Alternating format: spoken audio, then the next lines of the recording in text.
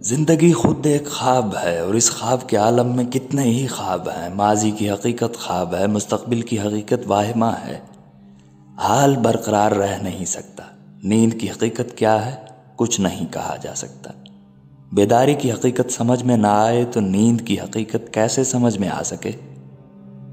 نیند زندگی کا ایک ایسا آئینہ ہے جس میں موت کا عکس دکھائی دیتا ہے۔ نیند ایسی حقیقت ہے جس میں خواب نظر آتے ہیں۔ خواب کو حقیقت مان لیا جائے تو تعبیر کی حقیقت ایک اور خواب بن کے رہ جاتی ہے۔ اقبال نے خواب دیکھا، قوم نے اقبال کے خواب کو حقیقت مان لیا اور پھر ہم تعبیروں کے سفر پر نکل کھڑے ہوئے۔ خواب تو شاید ایک ہی تھا اور تعبیریں لا تعداد۔ خواب پریشان ہو کر رہ گیا، خواب کسی کا، تعبیر کسی اور کی، بات بنے تو کیسے بنے، یہی ایک راز ہے۔ اس کا انکار نہیں کہ نیند کا کرشمہ رویائے صادقہ کا وجود ہے۔ خواب دیکھنے والوں نے نیند میں آنے والے زمانے دیکھے۔ نیند میں اکثر معجوب مکشوف ہوتے ہیں۔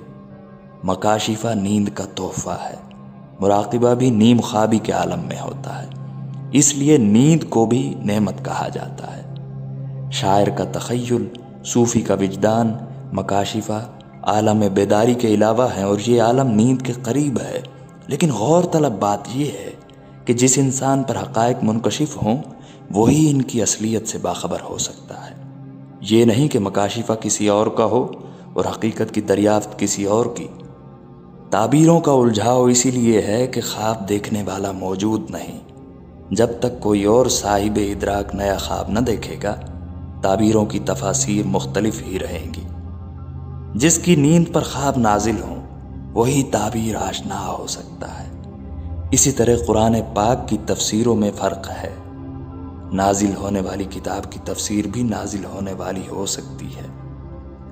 الہامی کتاب کی ذہنی تفسیر از خود غیر معتبر ہے۔ بہرحال نیند کی دنیا ایک عجیب دنیا ہے، ایک نیرنگ خیال ہے، ایک طلسم ہوش ربا ہے، ایک پراسرار وادی ہے، ایک جزیرہ امن ہے، ایک منظر دلکشی ہے، ایک ایسا لطف جس میں انسان کسی کو شریک نہیں کر سکتا، ایک ایسا سرمایہ جو حاصل ہوتے ہی خرچ ہو جاتا ہے، اور ایک ایسا مقام جہاں ہر انسان بے ضرر ہو کے رہ جاتا ہے۔ فطرت کے عطیات میں سب سے بڑا عطیہ پرسکون نیند ہے۔ مطمئن نیند کی قدر اس سے پوچھو جس کو خواب آور ادویات کے سہارے درکار ہو۔ نیند صرف انسان ہی کے لیے نہیں، پوری کائنات سوتی اور جاگتی ہے۔ وحوش و طیور سوتے ہیں، شجر و حجر سوتے ہیں، شمس و قمر، آسمان و زمین پر نیند اور بیداری کا عالم گزرتا ہے۔ سمندر سوتا ہے، سمندر جاگتا ہے، اور سمندر کا جاگنا روح کا جاگنا ہے۔ نصف شب کو سمندر کے اندر سے بیداری پیدا ہوتی ہے۔ سمندر کی طرح صاحبان روح نیم شب کو جاگتے ہیں۔ ہر مشکل مقام پر ان لوگوں کو آہ و فغان نیم شب کا پیغام ملتا ہے۔ ان لوگوں کی بیداری ہی سونے والے انسانوں کے لیے رحم کی طالب ہوتی ہے۔ جاگنے والے سونے والوں کے لیے دعا کرتے ہیں کہ اے اللہ، اے ہمیشہ جاگنے والے اللہ، سونے والے انسانوں پر رحم فرما، ان غافل انسانوں کو اپنے فضل سے محروم نہ کرنا۔ بیدار مغز اور بیدار روح انسان ہی قوموں کی نجات کا ذریعہ ہے۔ قوموں کی تباہی کا بنیادی سبب یہ ہے کہ ان سے نالہ نیم شب چھن جائے۔ جاگنے والے زندہ ہوں تو سونے والوں کو کوئی نقصان نہیں پہنچا سکتا۔ جاگنے والے نہ رہیں تو سونے والے بھی نہ رہیں گے۔ گڈریا سو جائے تو بھیڑیے ریوڑ کھا جاتے ہیں۔ نیند نے سربراہوں کو برباد کیا، سلطان سلطنت سے محروم ہو گئے۔ نیند میں سرمایہ فقر لٹ جاتا ہے۔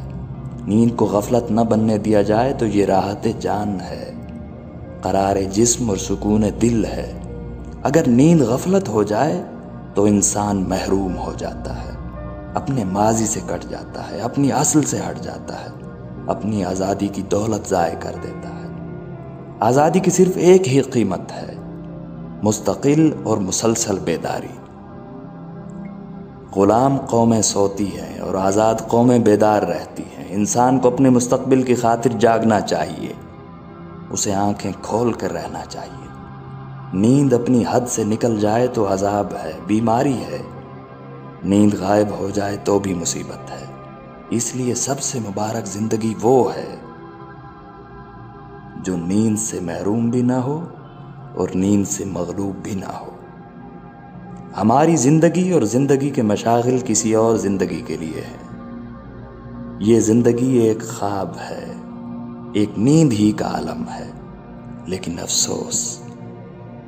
افسوس کہ انسان کی آنکھ اس وقت کھلتی ہے جب وہ بند ہونے لگتی ہے۔